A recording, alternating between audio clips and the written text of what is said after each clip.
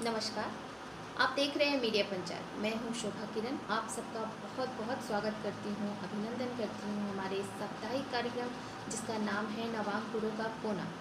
इस कार्यक्रम के अंतर्गत मैं हर हफ्ते लेकर आती हूं किसी नवांकुर कवि को, लेखक को, और हम चंद सवालों के जरिए उनकी ज़िंदगी से जुड़ी, उनकी लेखन क्षेत्र से जुड़ी हुई कुछ रोचक बातें जानते हैं। तो इसी कड़ी में मैं इस हफ्ते आपसे मिलवाने के लिए लेकर आई हूँ कानपुर से सुनीता गुप्ता जी को। सुनीता गुप्ता जी एक शिक्षिका हैं, टीचर हैं, बहुत अच्छा लिखती हैं, बहुत ही अच्छा गाती भी हैं। तो सबसे पहले मैं सुनीता जी आपका अपने स्टूडियो में बहुत स्वागत करती हूँ। और आपसे मैं पहला सवाल ये करूँगी जो कि बहुत ही कॉमन क्वेश्चन है, बहुत ही जनरल है और बहुत ही इम्पॉर्टेंट भी है, क्योंकि हर कोई के ज़िंदगी में कभी ना कभी एक ऐसा फेज़ आता है जहाँ उन्हें लगता है कि उन्हें लिखना चाहिए और लेखन की शुरुआत हो जाती है। तो मेरा पहला सवाल आपसे यही रहेगा कि आपके लेखन की शुरुआत कब हुई? कब आपको लगा लिखना चाहिए? कौन ऐसा रहा जो प्रेरणा स्रोत बनकर आया आपकी ज़िंदगी में, जिनसे मिलकर, जिनको सुनकर आपको ऐसा लगा कि लेखन की शुरुआत करनी चाहिए, मुझे लिखना चाहिए? ये जो सारी बातें हैं हमारे दर्शकों को थोड़े से विस्तार से बताइए, हमारे साथ साझा कीजिए अपनी ये जो सारी बातें हैं। मैं सुनीता गुप्ता, मैं पटल का शुक्रिया अदा करती हूँ। ये आपने मुझे इस कार्य के लिए चयन किया, मुझे इस काबिल समझा। मैं सभी प्रशासक लोगों को धन्यवाद करती हूँ। इस सुंदर पटल के लिए मेरे इंटरव्यू का आपने आह्वान किया। मैं अपनी पारिवारिक श्री माता जी के भजन में गाती थी। बहुत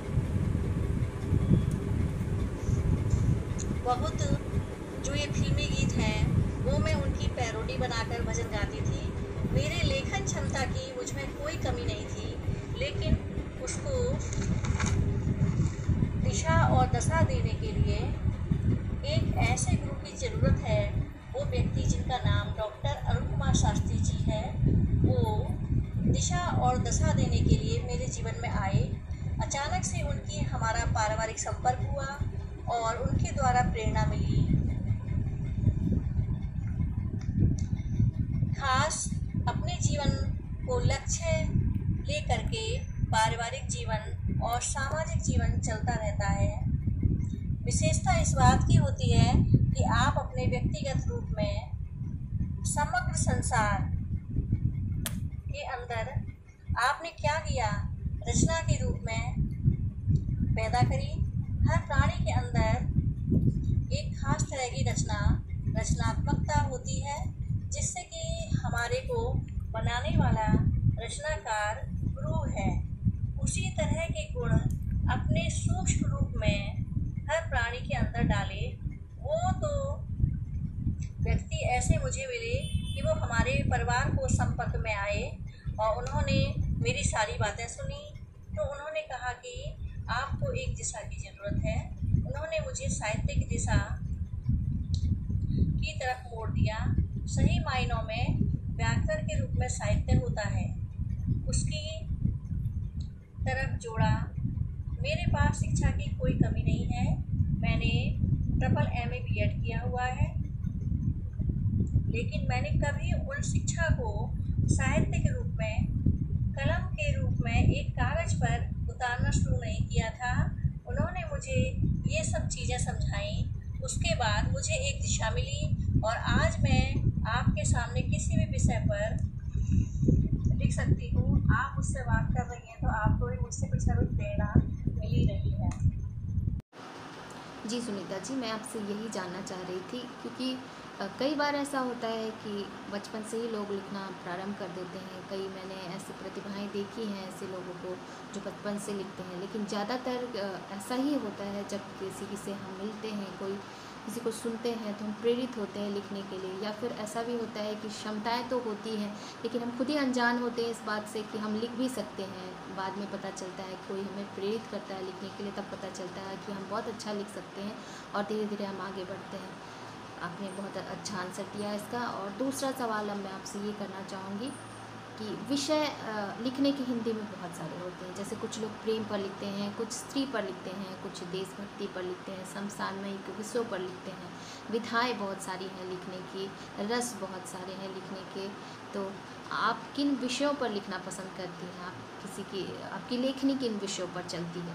और साथ ही साथ ये भी बताइएगा कि आपके जो काव्य संग्रह हैं या फिर एकल संग्रह हैं वो कितने आ चुके हैं या फिर आने वाले हैं। जो भी ये सारी बातें हैं वो हमें बताइए।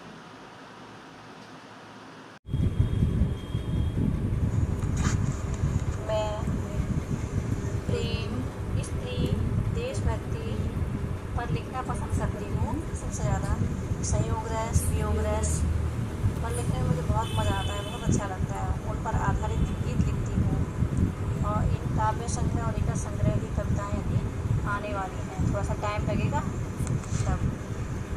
एक स्वरचित कविता बनाई है वो देशभक्ति के ऊपर, जो मैं आपके सामने प्रस्तुत करने जा रही हूँ। 4-5 लाइन सुनाती हूँ कि मेरी खुद की स्वरचित है। वीरों आओ कदम बढ़ाओ, बहनों आओ कदम बढ़ाओ, जो भारत पर नजर उठाए खत्म करो शैतान को, वीरों का गौरव चमका दो, ऊंचा उठा दो हिंदुस्तान को।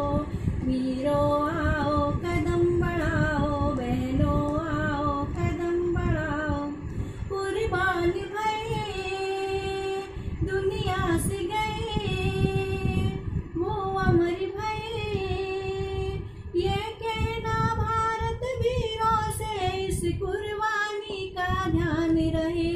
नहीं भुला सकते हैं उनको, नहीं भुला सकते हैं उनके किए हुए एहसान को, वीरों का गौरव चमका दो, ऊंचा उठा दो हिंदुस्तान को।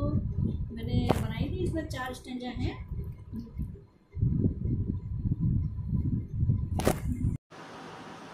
तो सुनीता जी की लेखनी देशभक्ति पर ज़्यादा चलती है, स्त्री विषयों पर ज़्यादा चलती है, और रसों के बारे में उन्होंने बताया कि वो श्रृंगार रस में ज़्यादा लिखना पसंद करती हैं, विरह रस में लिखना पसंद करती हैं। तो ये रस तो प्रधान रस है, ज़्यादातर लेखक कवि इसी पर अपनी लेखनी चलाते हैं। और आपकी जो ये रचना थी, आपने जो सुनाई, बहुत ही अच्छी, बहुत ही शानदार रचना थी, मेरे दर्शकों को ज़रूर पसंद आई होगी। और अब मैं अगला सवाल आपसे ये करना चाहूँगी कि कौन से कवि को, किस लेखक को आप बहुत पढ़ती हैं, आपको उन्हें पढ़ना, उन्हें सुनना बहुत अच्छा लगता है? और आपकी कोई अगर मनपसंद रचना, कोई पसंदीदा रचना हो तो उसे गाकर या बोलकर अगर आप हमारे दर्शकों को सुनाना चाहें तो वो हमें सुनाइए ज़रूर। मेरे पसंदीदा लेखक नीरज जी हैं और वर्तमान में डॉक्टर अरुण कुमार शास्त्री जी हैं, जिन्होंने मुझे सब कुछ यही प्रोत्साहित किया, कविताओं के लिए, रचनाओं के लिए, गीत के लिए, भजन के लिए। इसलिए मुझे उनकी एक रचना मैं सुना रही हूँ, उनकी लिखी हुई, कि वक्त तो जन्म से ही तय है, हर शय का इस ज़माने में बदलना तय है, हर चीज़ का दुनिया के इस कारखाने में। दिल बदलता है तो जान निकलती है, दिन बदलता है तो आह निकलती है। और नीरज जी की है कि कारवा गुजर गया कुवार देखते रहे, और हम खड़े खड़े कुमार देखते रहे, कारवा गुजर गया पहाड़ देखते रहे। और एक और है नीरज जी की, जस्तजू जिसकी थी उसको तो ना पाया हमने, इस बहाने से मगर देख ली दुनिया हमने सबका। एहवाल वही है जो हमारा है आज, ये अलग बात है कि शिकवा किया तन्हा हमने, खुद परेशान हुए ना उसे शर्मिंदा किया, इश्क की वज्म को क्या खूब निभाया हमने। ये नीरज जी की अच्छी लगी, इसकी वर्डिंग मुझे बहुत अच्छी लगी। तो दर्शकों, सुना आपने, माँ सरस्वती की विशेष कृपा सुनीता जी पर है, बहुत ही अच्छा गाती है वो, जिसका उन्होंने नमूना पेश किया हमारे सामने। अब सुनीता जी, मैं आपसे एक बहुत अहम सवाल करना चाहूँगी, क्योंकि ये हम महिलाओं के लिए बहुत ही ज़रूरी और इम्पॉर्टेंट सवाल होता है। क्योंकि जब एक महिला वर्किंग होती है, बाहर काम करती है, तो बाहर काम करने के साथ साथ उसे घर की भी पूरी जिम्मेदारी उठानी होती है। तो आप शिक्षिका हैं, बाहर जाती हैं और साथ साथ घर मैनेज करती है, साथ साथ लिखती भी हैं। तो ये सारी चीज़ों को कैसे मैनेज करती हैं? काम करते हुए लिखने का समय कैसे निकालती हैं? और परिवार का कितना सहयोग हो पाता है? ये सारी बातें हमारे दर्शकों को बताइए। जी हाँ, मेरे लिए समय का तो बहुत महत्व है। और मैं सुबह 4:30 बजे उठती हूँ, घर का काम करती हूँ। घर का काम करने आजकल लॉकडाउन चल रहा है तो स्कूल भी बंद चल रहे हैं हमारे। और जब स्कूल खुला था तो मैं 4:30 बजे उठती थी, घर का काम करके स्कूल जाती थी। स्कूल में थोड़ा सा समय मिल जाता था फ्री पीरियड में, तो मैं कुछ ना कुछ लिखना शुरू कर देती थी वहाँ पे। और फिर वहाँ घर तो मैनेज करती, वहाँ से फिर मैं घर आई। घर में देखा, सबको चाय बना के दी, जो शाम का काम था वो किया। उसके बाद मैं फ्री बैठी तो मैं लिखने लग गई। इस तरह से मैं अपना टाइम मैनेज करती हूँ। और रात में अपना काम करके जब फ्री टाइम होता है तो मैं लिखने बैठ जाती हूँ, तो लिखती हूँ, वो समय निकलता है। ऐसे मैनेज कर लेती हूँ अपने टाइम को। जी बिल्कुल सुनीता जी, जैसे ही हम औरतों को समय मिलता है हम अपने शौक़ पूरे कर लेती हैं। जैसा कि आपने कहा, स्कूल में जैसे ही आपको खाली घंटी मिलती है आप उसमें लिखने लग जाती हैं, घर में भी लिखती हैं। तो बहुत सारी शुभकामनाएं। आप यूँ ही समय निकालती रहिए, लिखती रहिए, आगे बढ़ती रहिए। अगला सवाल मैं आपसे ये करूँगी कि आपको क्या लगता है, एक जो कवि होता है उसको या लेखक जो भी है उसको सिर्फ लिखना चाहिए, अपनी बातें लोगों तक पहुंचानी चाहिए, या उसको पढ़ना भी चाहिए, या फिर वो पहले के लेखक को, कवि को पढ़ना चाहिए, या अपने समकालीन जो उनके साथ साथ चलने वाले लेखक कवि हैं उनको कितना पढ़ना चाहिए? आपको जो आपकी सोच है वो हमारे दर्शकों के साथ साझा कीजिए। और चलते चलते जो नवांकुर हैं आपकी तरह, जिन्होंने जो है लिखना शुरू किया है या कुछ सालों से लिख रहे हैं, आपको क्या लगता है कि क्या संदेश आप देंगे उनको? आगे बढ़ने के लिए क्या करना चाहिए? तो कोई संदेश अगर आप देना चाहें तो नवांकुरों को ज़रूर दें। मेरे हिसाब से तो लेखक को 95% पाठक होना चाहिए। किसी की रचना, किसी की कविता जरूर पढ़नी चाहिए, और पढ़ करके जो उनके मन में विचार उत्पन्न हो वो प्रतिक्रिया जरूर देनी चाहिए। और बहुत से लोग तो पढ़ते नहीं है, ऐसे जवाब देते हैं, तो ये चीज़ गलत है। और मेरा तो यही कहना है कि अपने काम पर ध्यान दो, फल की कामना मत करो। और मैं कोई काम करती हूँ तो मग्न होकर काम करती हूँ। काम करने में मुझे बेहद खुशी मिलती है, चाहे मुझे उसका फल मिले या ना मिले। तो मैं तो आप सभी लोगों को जो मेरी बातें सुन रहे हैं उनको यही संदेश देना चाहूँगी कि कर्म प्रधान है, कर्म का महत्व जाने, और सभी व्यक्तियों को कर्मशील बनना चाहिए। जो उसको फल मिलेगा वो खुदा ही फल देगा, ऑटोमेटिक मिलेगा।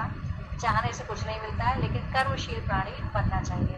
वही मैं हूँ। मैं अपना कर्म करती हूँ, समय मिलता है तो मैं कुछ ना कुछ हर चीज़ में सहयोग करती हूँ, हर काम करती हूँ। धन्यवाद। और मेरी एक स्वरचित रचना है।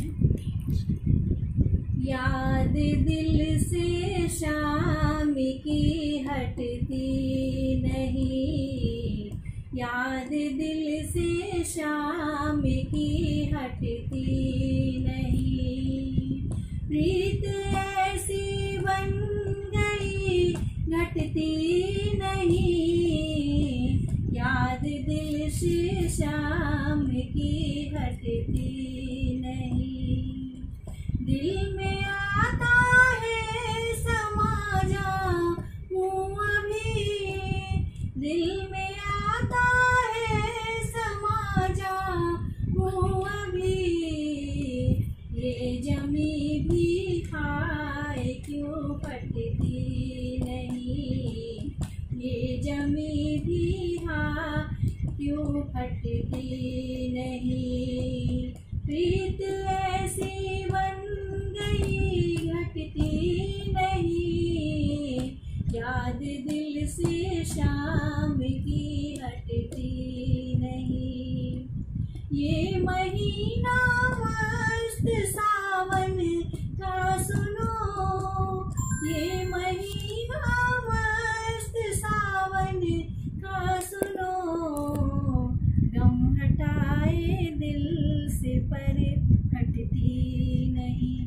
स्वरचित हैं रचनाएं, और मैंने इनको फिल्मी पैरोडी का स्वर दिया है।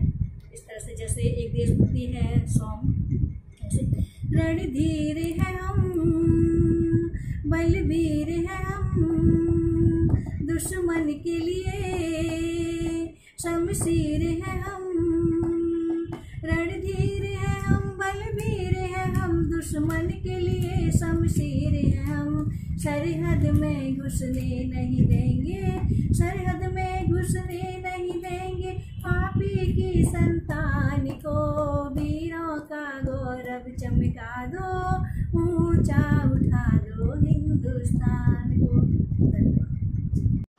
तो दर्शकों, ये थी सुनीता गुप्ता जी कानपुर से। सुनीता जी, आपका बहुत बहुत धन्यवाद हमारे साथ इतनी सारी बातें साझा करने के लिए। मैं अपनी ओर से और अपने पूरे दर्पण परिवार की ओर से आपको ढेर सारी शुभकामनाएं देती हूँ। आपके आने वाले उज्जवल भविष्य के लिए आप यूँ ही लिखती रहें और हमेशा आगे बढ़ती रहें।